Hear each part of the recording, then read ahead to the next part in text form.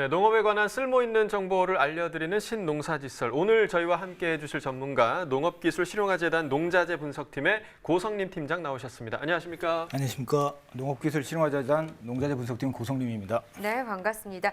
오늘은 또 어떤 새로운 정보를 가지고 오셨을지 정말 기대가 되는데요. 일단 주제부터 알아보도록 하겠습니다.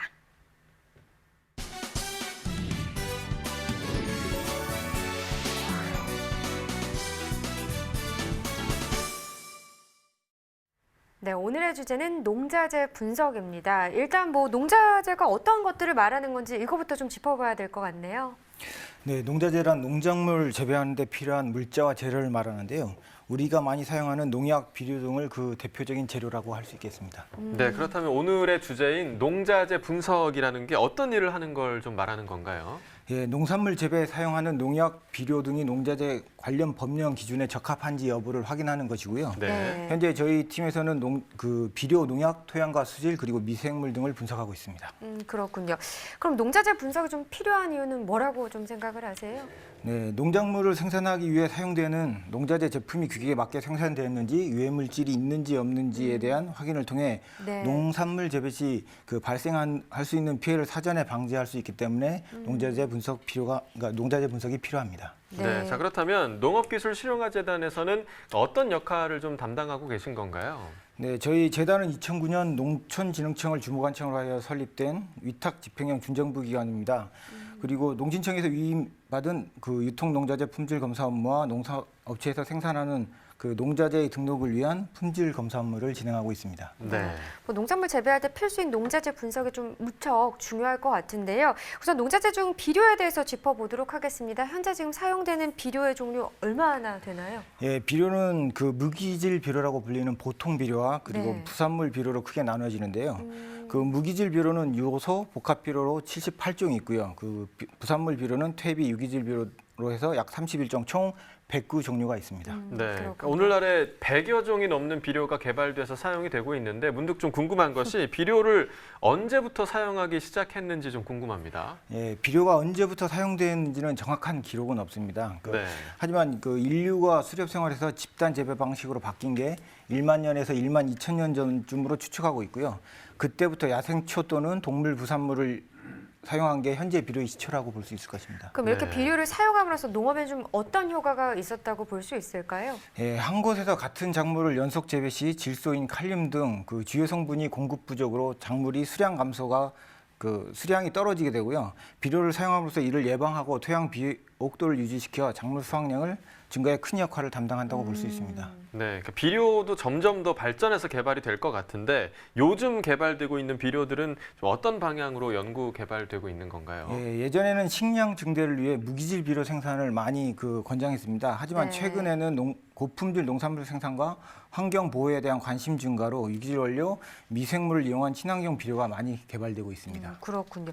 그럼 이 농자재 분석팀에서는 비료에 관해서 좀 어떤 일을 하고 있으신 건가요? 예, 저희 팀에서는 개발 과정에 있는 비료 품질 관리를 위한 분석과 그 불량 비료 유통 방지를 위해 그 농진청에서 위탁받은 시료의 품질 검사를 진행하고 있습니다. 네, 그러니까 방금 말씀해 주신 게 품질 검사를, 그러니까 비료의 품질 검사를 담당하고 계시다라고 해주셨는데 네.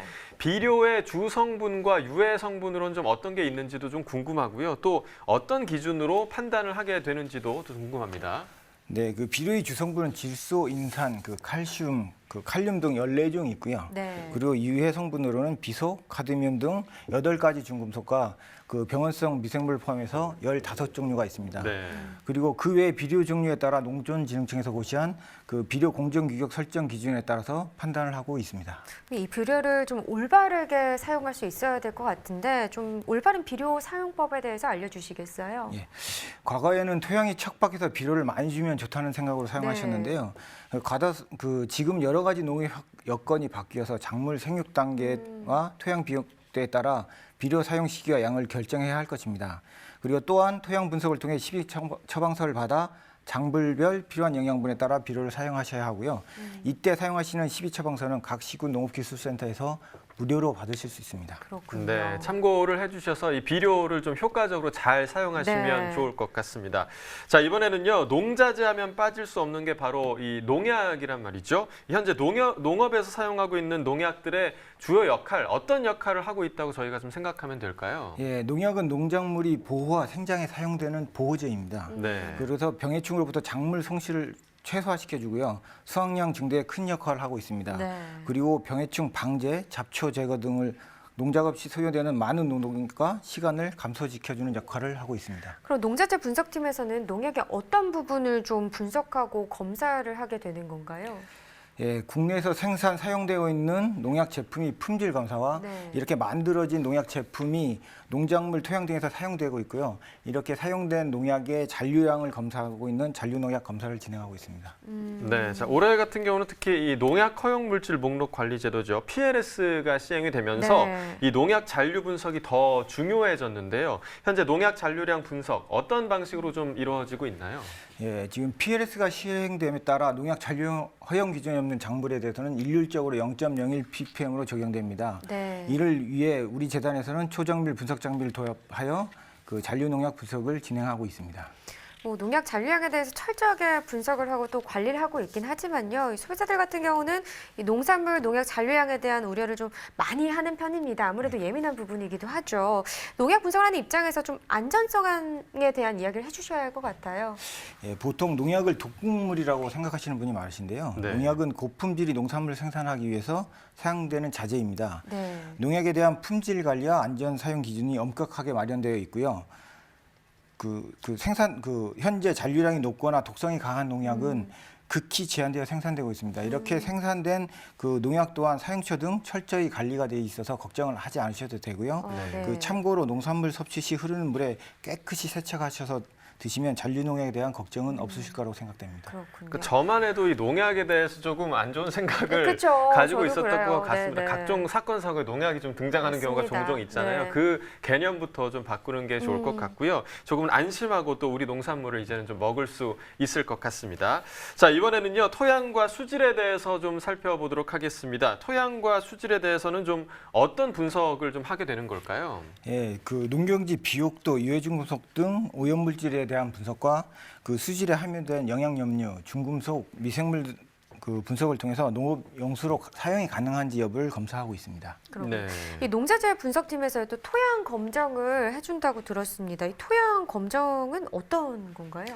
예, 그 비료의 적정 시비량을 산출을 위한 토양 검정이 있고요. 그리고 농업 환경 보호와 안전 농산물 생산을 위한 토양 내 유해 성분 분석을 주로 하고 있습니다. 네, 자, 그렇다면 농가에서 이 토양 검정을 의뢰를 하려면 어떻게 하면 좋을지 좀 방법을 알려주시면 아마 보시는 그 농가에서도 좀 도움이 될 것 같습니다. 네. 어떻게 하면 되나요? 예, 직접 의뢰를 하시려면 그 농업기술실용화재단 종합분석검정센터 홈페이지에서 그 의뢰서를 다운받으신 후 작성하셔서 그 토양 시료와 함께 저희 고객 모신방으로 보내주시면 되는데요. 네네.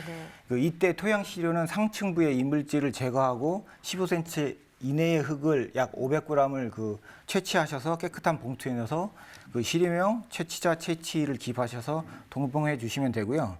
그 지금까지 제가 말씀드린 내용은 편하게 알 수 있도록 동영상 공유 웹사이트에 토양 분석 의뢰 방법이라는 내용으로 올려놓아서 쉽게 확인할 수 있을 것입니다. 네. 그러니까 이 농업기술실용화재단 종합분석검정센터 홈페이지에서 의뢰서를 다운받은 다음에 그 다음에 작성을 하시고 토양 시료와 같이 재단 고객 모신방으로 보내주시면 된다고 하는데 뭐 경작지에 대한 토양 상태가 죄송합니다. 궁금하신 분들은 잘 활용해 보시면 좋을 것 같습니다. 자, 여기서 궁금한 게 토양에서 유해 성분으로 어떤 것들이 있고 또 좋은 토양을 위한 관리는 좀 어떻게 해야 하는지 이 부분도 궁금하네요. 예, 그 토양의 유해 성분은 환경부의 토양환경보전법에 기준이 제시되어 있고요.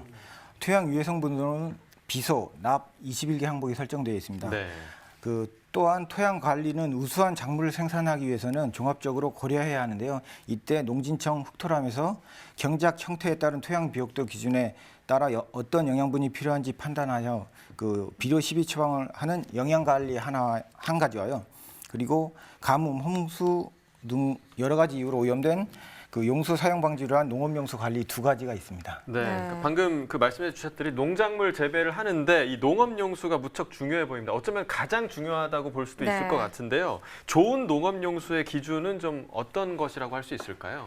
네, 그 농업용수는 환경부 수질 환경 기준에 따라 검사를 진행하고 있고요. 그 환경 기준에 적합한 사급수까지를 좋은 용수라고 할 수 있겠습니다. 네. 얼마 전에 이 중탄산 이온 함량을 농업용수 분석 항목으로 또 추가를 했다고 하던데 기존 이 농업용수 분석 항목은 어떤 거였고 또 중탄산 이온 함량은 좀 어떤 이유에서 추가된 건지 이 부분도 좀 설명을 해주시죠. 네, 농업용수는 두 가지 법에서 각 기준에 따라 분석 항목을 설정하고 있습니다. 그 환경부 정책기본법에 따른 하천수, 호소수 관리와 지하수 수질 보전 등에 따라 지하수 관리가 이루어지고 있고요. 분석 항목은 카드뮴 등 10항목, 많게는 29항목을 검사하고 있습니다. 네. 또한 우리 재단이 중탄산 이온 함량에 대한 분석을 추가하게 된 이후에는 중탄산 이온이 다량으로 함유된 양액은 pH 조정이 어렵고요. 네. 이렇게 되면 작물이 생육 불량은 물론 품질 저하로 농가 소득에 큰 영향을 미치게 됩니다. 네. 이에 재단 인근 지역의 딸기 수경 재배 농가의 분석 의뢰의 불편함과 분석 비용 절감에 대한 애로 사항을 해결하고자 기존 분석 기기를 활용해 시범적으로 실시하게 되었습니다. 네, 그러니까 환경이 바뀌면서 이제 기준도 더 이제 첨가가 되는 그런 거 아닌가 생각이 됩니다. 앞으로 농업에 있어서 이제 수질 분석이 점점 더 중요하다고 들었는데요. 그 이유가 좀 어디에 있을까요? 네, 그 물 부족과 수질 악화로 농작물 생산에 점점 어려움이 커져가고 있습니다. 네. 그 염분 함량이 높고 오염된 그 용수 사용으로 수확량과 품질 저하 문제를 겪고 있고요. 작물 재배 겪고 있기 때문에 그 작물 재배 전 용수 관리가 중요하다고 생각됩니다. 그렇군요. 네. 또 이 농작물 재배에 있어서 미생물도 또 중요한 역할을 한다고 들었습니다. 그러면 미생물에 관해서는 좀 어떤 걸 담당하고 계신가요? 예, 요즘 환경과 안전한 먹거리에 관심이 증대되고 있습니다. 네. 그 미생물을 이용한 비료, 유기농업 자재 사용 또한 증가하고 있고요. 이런 재단에서는 이러한 자재 유효 미생물과 유해 미생물에 대한 검사를 진행하고 있습니다. 네, 좀 비슷해서 조금 헷갈리는데 유효 미생물과 유해 미생물로는 좀 어떤 것들이 있을까요? 네, 유해 미생물은 유산균, 사상균, 혐오균 등을 대표로 말하고 있고요. 네. 유해 미생물은 살모넬라, 대장균 등 병원성 미생물이 있습니다. 그렇군요. 그냥 들었을 때 유해 미생물이 좀 뭔가 더 길고 어려워 보입니다. 그런 것 같습니다.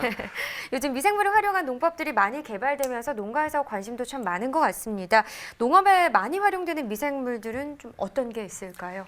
예, 미생물은 농업에서 다양한 용도로 사용하고 있습니다. 특히 작물이 생육 증진, 품질 향상 및 병해충 방제 등에 활용되고 있고요. 앞에서 말씀드린 고추균, 강합성균, 유산균 등이 대표적으로 할 수 있습니다. 예를 들어 이러한 미생물을 농사에 활용 시 토양 부숙 촉진, 가스 발생 감소, 뿌리 썩음 방지 등의 효과가 있고요. 시설 재배 작물의 활용 시에는 염류 직접 해소, 그 토양 물성 개선 등과 같은 효과를 얻을 수 있습니다. 네. 자, 지금까지 농업의 필수인 농자재 분석과 관리에 대해서 좀 알아봤습니다. 뭐 비료, 농업용수, 미생물, 또 농약 모든 그런 농자재 분석에 대해서 알아봤는데요. 이 농산업에서 농자재 분석이 중요한 이유 좀 어디에 있을까요?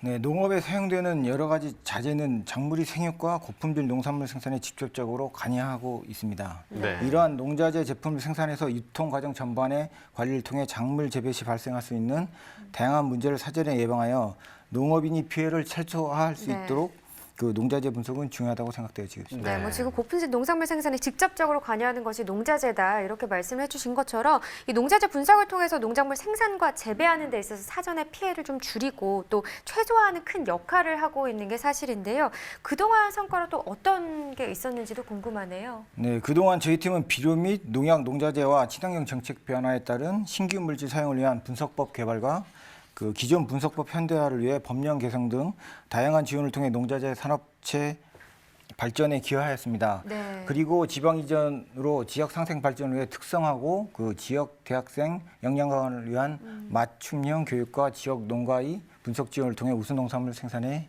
기여하였습니다. 네, 방금 말씀해 주신 부분의 일환인 것 같은데요. 전북 김제 농생명 마이스터고에서 이 농업교실도 열었다고 하던데 이 농업교실 어떤 목적으로 좀 진행한 건가요?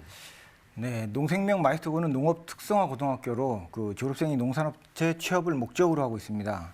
이러한 학생들을 대상으로 취업 전 학교에서 접했던 분석 장비 사용과 분석 관련 업무, 법령 등 취업 현장에 바로 접할 수 있도록 현장 실무 교육을 중심으로 역량 과학 교육을 통해서 취업 준비와 진로 탐색에 도움을 주고자 농업 교실을 진행하였습니다.